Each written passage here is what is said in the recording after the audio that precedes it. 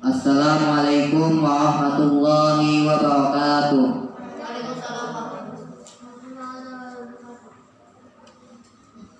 Innal hamdalillah nahmadu wa nasta'inuhu wa nastaghfiruh wa na'udzu billahi min shururi anfusina wa min sayyiati a'malina may yahdihillahu wa la yudlil wa la hadiya lahu. Asyhadu an la ilaha illallah wa asyhadu anna Muhammadar Rasulullah. Amma ba'du.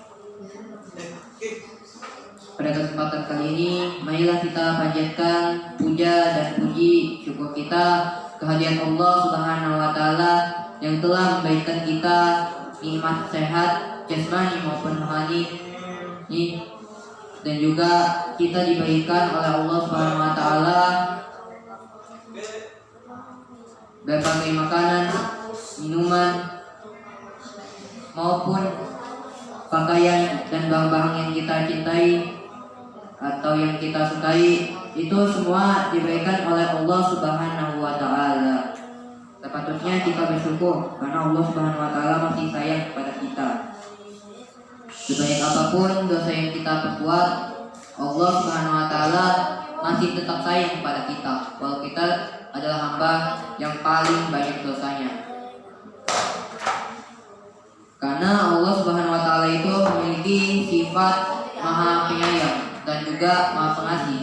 Allah Subhanahu wa taala memberikan kita kesempatan di dunia ini untuk memperbaiki diri, memperbaiki diri, atau juga berbuat amal baik di dunia untuk bekal ke akhirat.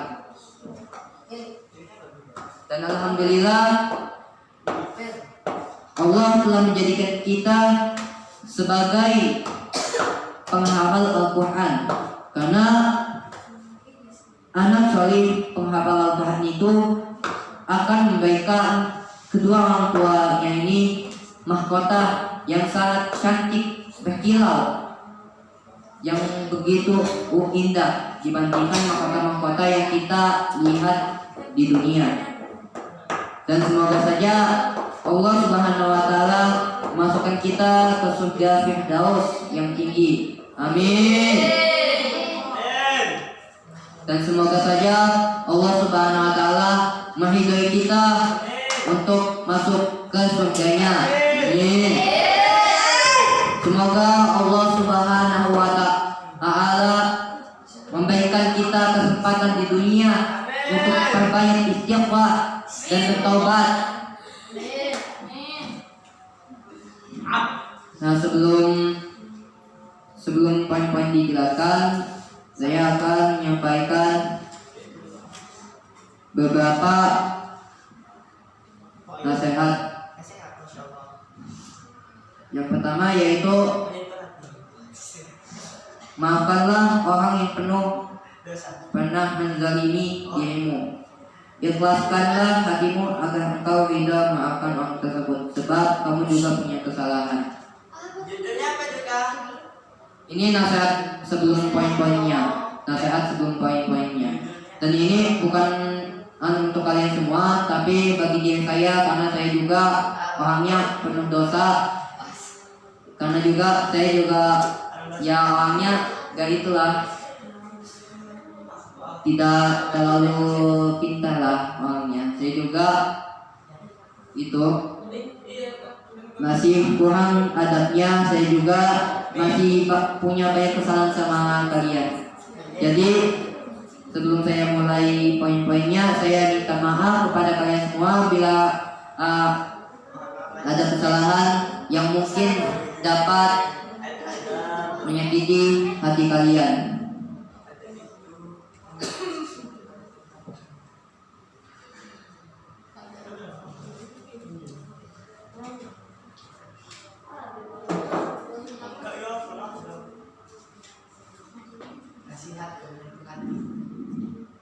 Nah, dan ini poin-poinnya, tolong dicatat judulnya.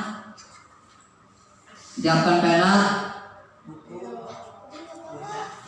catat penanya mana? Catat. Catatnya juga. Ya, catat.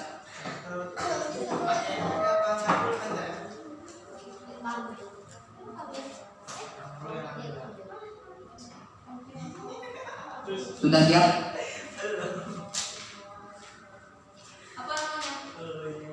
Namanya penyebab puasa tidak diterima.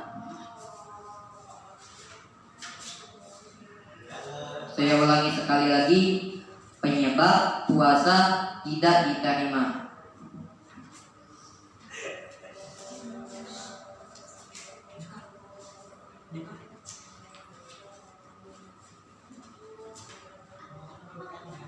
Sudah?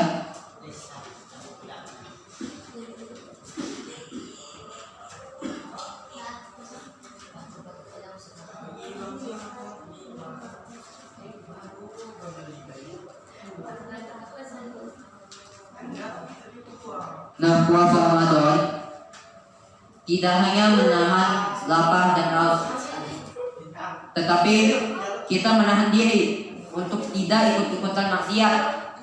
Mulut kita dijaga, atau anggota badan kita dijaga pada bulan Ramadan. Karena bulan Ramadan ini juga bisa kita jadikan ajang untuk memperbaiki diri, mengintrospeksi diri, perbaiki istighfar maupun amal-amal baik di bulan Ramadan. Karena bulan suci ini terdapat banyak sekali keberkahan. Di antaranya pahala berlipat ganda,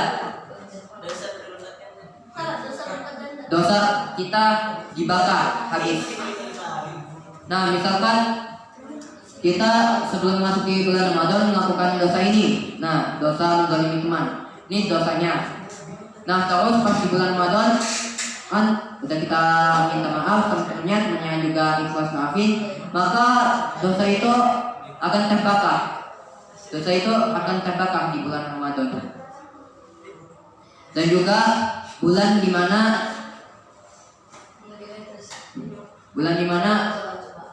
Al-Quran diturunkan.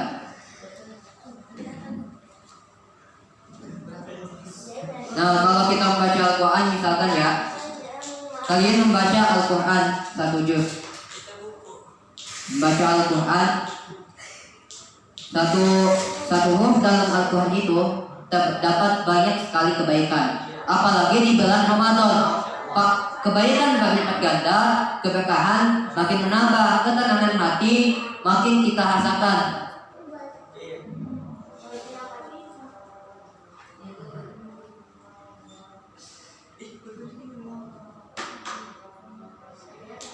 Yang ingin saya bahas di sini adalah penyebab puasa tidak diterima.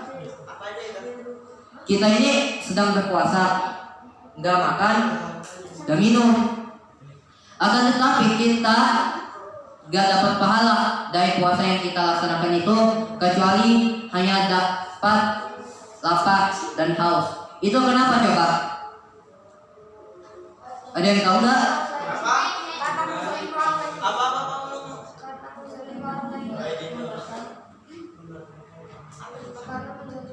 Apa?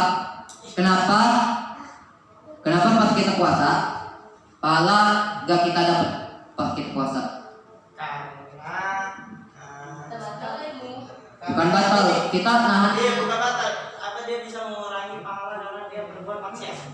Ya, berbuat maksiat itu. Ini poin yang ke-1.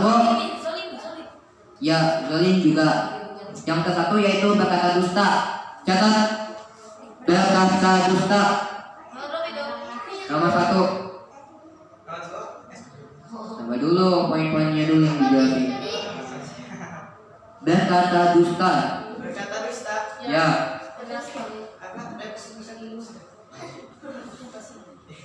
Berkata dusta. Berkata dusta itu poin yang pertama. Sudah dicatat belum semuanya?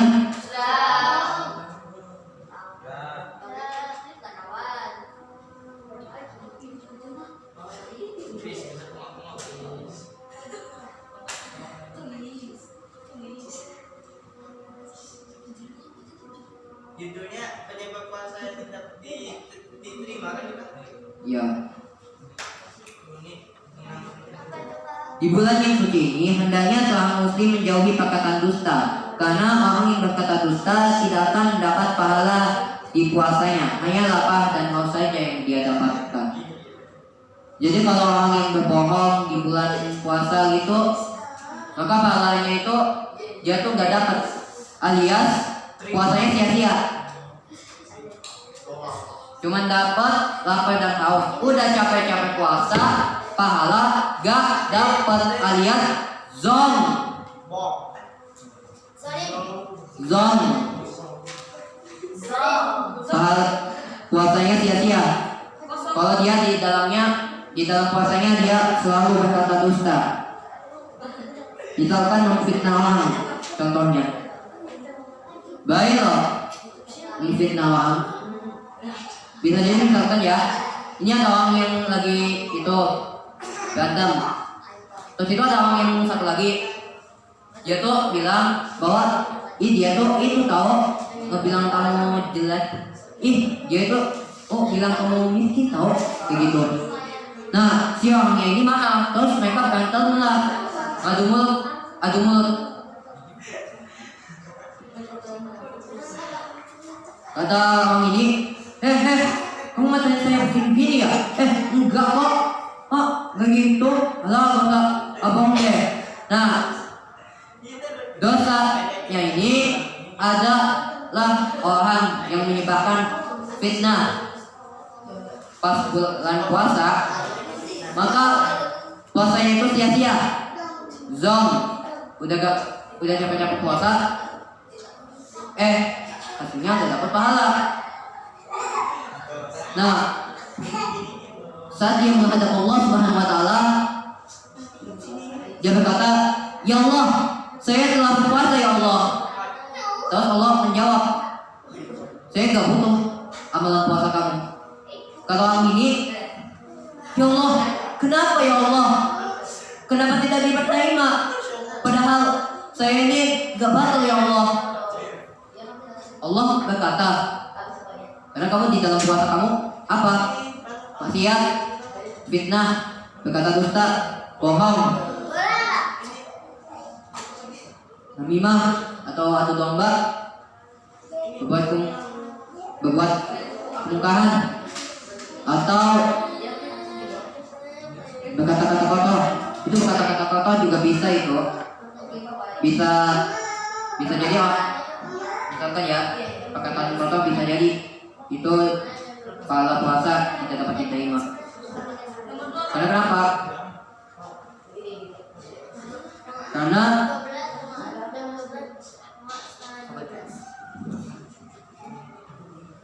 Karena lisan kita ini juga bisa ngawur ngomongnya, percaya. Nah, seorang yang tidak mengendalikan lisannya itu tiap hari bicara atau ngoceh, gak karuan. Terus itu kata-kata kotor juga ada di omongan itu. Maka kalau di bulan puasa ini lebih baik kita diam atau hemat kata. Tahu hemat kata? Misalkan ya, kita punya, bukan itu hemat kata itu, bukan kita punya kata-kata gini. Kita tabungan dulu ya kata-katanya. Kita tabung dulu katanya. Nih, misalkan ya, kata ini ditabung ke celengan, kata itu tabung ke celengan. Bukan gitu ya hemat kata. Hemat kata itu misalkan kita bicara ya seperlunya aja. Kalau bicaranya itu penting-penting. Yang gak perlu dibicarain itu yaitu kekurangan orang lain, itu gak perlu kita bicarain. Aib orang lain pun juga kita nggak perlu bicara berlebihan, karena bisa jadi bicara yang berlebihan itu di dalamnya terdapat kemaksiatan atau terdapat keburukan di dalam ucapan itu. Ya, tanpa sengaja kita menggibah tanpa kita sadari, dan gibah itu dosa loh, berdosa. Atau mencela orang lain, atau juga berkata kotor atau berkata-kata kasar, itu juga dapat membuat pahala akan surut pas kita puasa. Karena bulan Ramadan ini adalah bulan yang paling mulia dan kita diperintahkan oleh Allah Subhanahu wa taala dan Nabi Muhammad SAW untuk menjaga lisan kita. Karena ada pepatah yang bilang mulutmu adalah harimaumu. Ya, misal lidah ini lembut, tapi pas kita ngucapin kata-kata kotor, itu bisa melukai hati. Yang misalkan ya, ini ibarat pedang melukai tubuh seseorang. Pedangnya itu lidah, sedangkan tubuh seseorang itu adalah hati. Maka lidah itu bisa saja melukai hati kita. Dan juga semoga Allah Subhanahu wa taala senantiasa menjaga lisan kita dari berkata-kata dusta, dan semoga saja Allah Subhanahu wa taala akan memberikan kita pahala yang berlipat ganda. Amin. Yang kedua, menzalimi orang lain. Catat, menzalimi orang lain.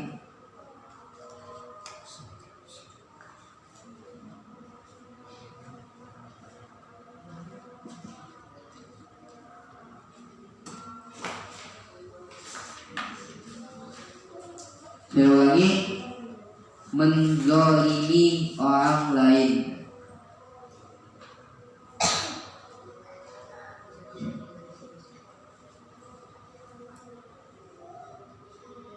Hendaknya seorang muslim menjauhi yang namanya perbuatan zalim, karena bisa saja pahala puasanya tidak ada atau puasanya percuma.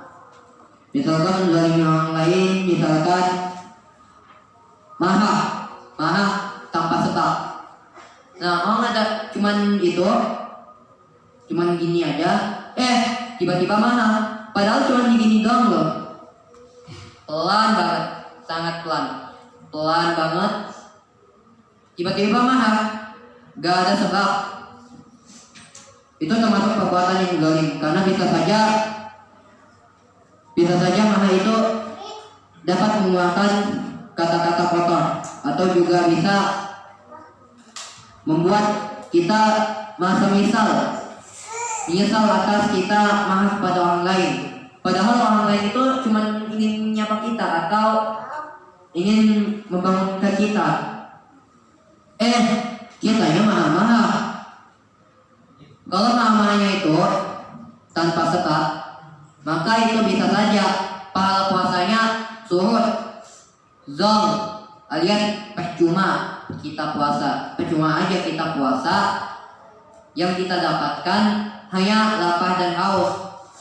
Tetapi di dalam puasa itu kita marah-marah tanpa sebab, atau hati kita itu masa keras, hampir membatu. Hati kita membatu. Kita tuh marahnya gak karu-karuan. Bagi contoh, misalkan ada orang dia tuh tidur. Nah, pas dia lagi di masjid haji, misalkan zikirnya bersama-sama, tiba-tiba dia tidur gitu sampai mendengkur keras, sehingga orang yang di sampingnya itu nggak fokus. Terus orang yang di belakangnya inisiatif buat nepok pundaknya. Mas,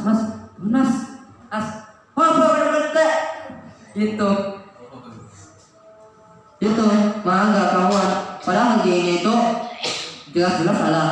Terus itu diingatin sama orang lain, dia malah nggak karuan, ngoceh sana sini, terus pas marah nggak kawan lah kata-katanya gimana. Terus gak cuma marah, mencuri barang orang lain. Misalkan ya, ini ada sang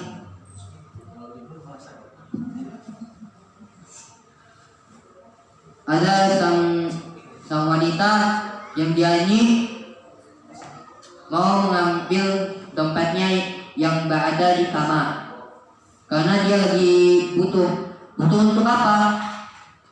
Butuh untuk membeli takjil pas buka puasa. Nah, pas dibuka lemarinya, dompetnya hilang. Gak tahu nih siapa yang nyuri. Tahu-taunya pas si wanita ini lagi tidur, seorang pencuri nyelinap masuk ke rumahnya, terus ngambil dompetnya si wanita itu. Maka perbuatan seperti itu seharusnya kita jauhi. Wajib kita untuk menghindarinya. Karena kenapa? Karena pas bulan Ramadan itu kita banyak sekali mencuri barang-barang orang lain, sehingga orang lain itu menjadi sedih atau menjadi itu sakit hati karena barangnya ini hilang, padahal barangnya ini lagi dibutuhin untuk keperluan sehari-hari. Nah, alias yang dosa itu si pencurinya inilah yang dosa, karena dia telah menzalimi orang lain, yang orang lain lagi butuh, malah dia ambil haknya. Nah, itu termasuk perbuatan zalim. Dan puasa sang pencuri itu tidak diterima oleh Allah Subhanahu wa taala, alias Allah Subhanahu wa taala tidak butuh puasa sang pencuri itu, dikarenakan di dalam puasanya terdapat perbuatan mencuri atau perbuatan zalim lainnya yang biasa ia lakukan saat bulan puasa. Dan juga membahas tentang bulan Ramadan,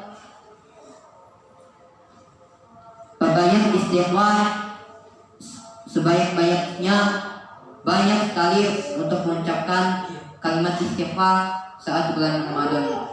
Karena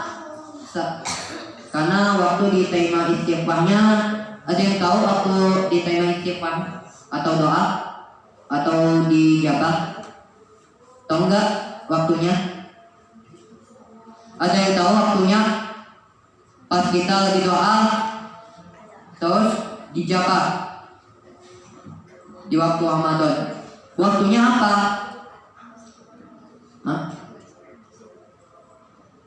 Waktu pas kita berdoa terus itu dijabah. Waktunya pas kita lagi ngapain? Kalau waktu berdoa, sahur.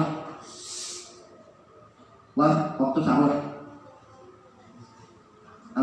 Atau waktu berbuka. Ya, waktu berbuka itu sangat dianjurkan untuk berdoa, untuk perbanyak doa. Dan juga di bulan Ramadan ini kita seharusnya untuk memperbanyak doa. Misalkan antum semua mau doa, ya Allah, semoga saya bisa sukses di masa depannya, semoga saya bisa kaya di masa depannya. Amin. Semoga kita semua menjadi orang kaya. Amin. Punya duit banyak. Amin. Punya mobil banyak. Amin. Punya pesawat besar. Amin. Punya rumah besar berteknologi. Amin. Punya motor 5.000. Motor, bukan harga motornya yang 5.000. Kalau motornya 5.000, udah pasti orang pada ngebohong. Yang pasti toko motornya itu rame banget, motornya diserbu.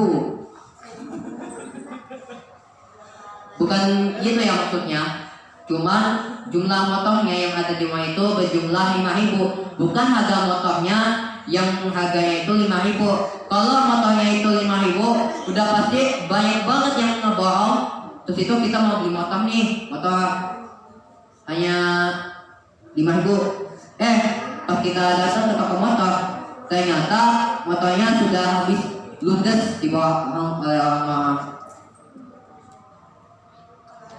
Nah, kita boleh jadi orang kaya, tetapi sebab kita kalau udah menjadi kaya, hendaknya kita itu mempunyai sikap tawadhu dan juga taat beribadah kepada Allah Subhanahu wa taala. Seperti yang diceritakan dalam kisah Nabi Ayub alaihissalam.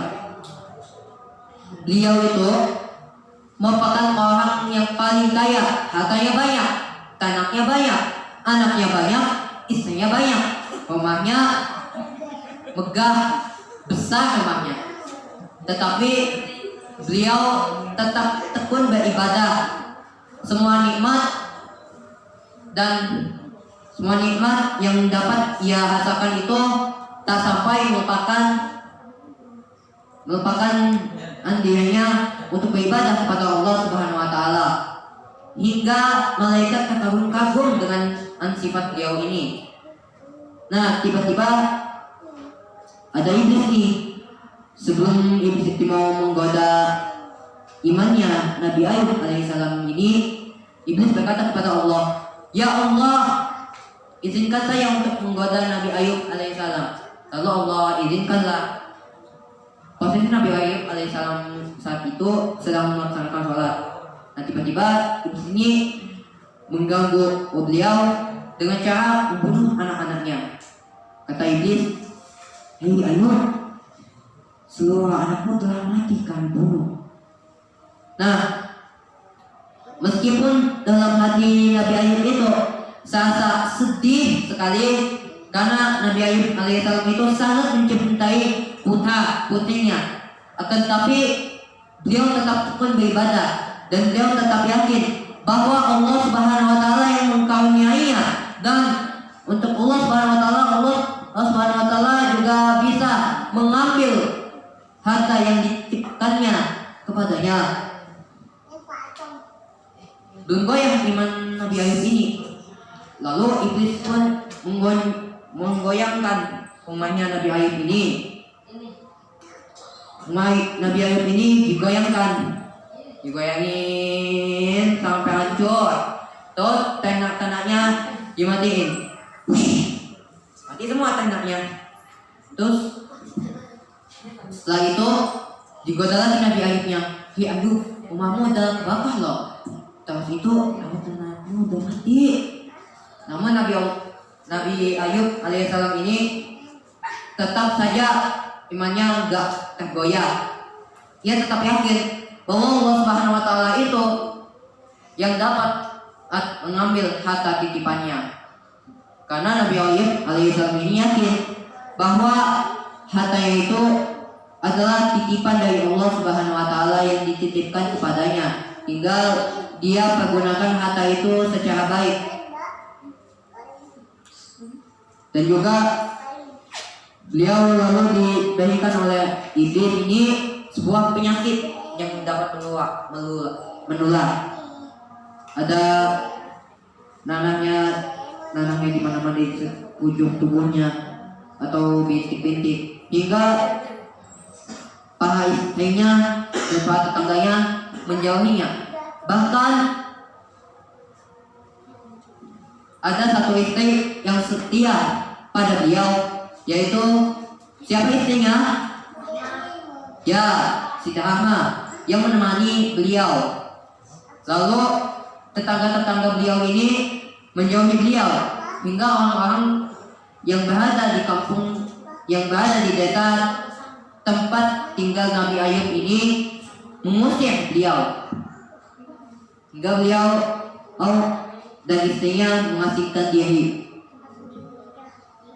Dan kisah ini menunjukkan bahwa kita kalau mau kaya, kalau kita udah benar terwujud, kita menjadi orang kaya, maka yang harus kita perhatikan yaitu menggunakan harta kita untuk berjihad di jalan Allah Subhanahu wa taala. Jadi orang kaya itu gak usah pelit. Karena kenapa? Bisa saja pas orang kaya pelit, tiba-tiba hartanya ini hilang, entah kemana. Terus dia tuh itu agak merasa sedih gitu karena hartanya hilang. Yaitu karena azab dari Allah Subhanahu wa taala. Karena kenapa? Karena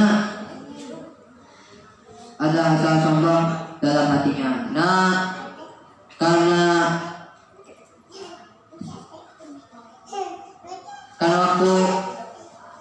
waktu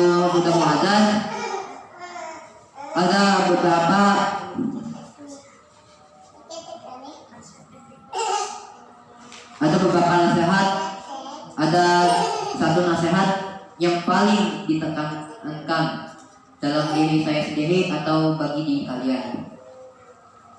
Jadikanlah Ramadan sebagai ajang untuk introspeksi diri dan menjadikan bulan suci Ramadan sebagai proses dan perubahan diri menjadi lebih baik.